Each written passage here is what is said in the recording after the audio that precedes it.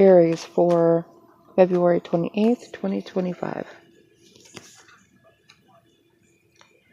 We have the Page of Pentacles. Now, with this Aries, I do feel as though you're going to have something coming in that is going to be stable for you. That's going to, but not long term. It's kind of like that mountain in the background. You're going to realize that you're actually a lot closer to it than you thought you were, and it's not as big as you initially thought it was. So, while this is going to provide some stability for you, it's not going to be long-term stability. You do have manifestations coming in, though, and this does feel like it is mostly about work. And possibly you taking in a lower position, or taking on a lower position than you would, than you want to. Because it's the page. It's the page that deals with money, and that means that this is most likely a entry level or maybe a little bit higher up position than entry level. But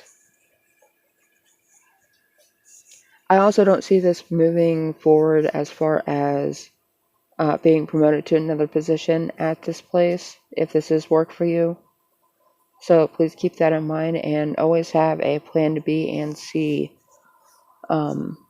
Because honestly, it feels like plan B and on the outlier chance plan C might actually end up approaching you.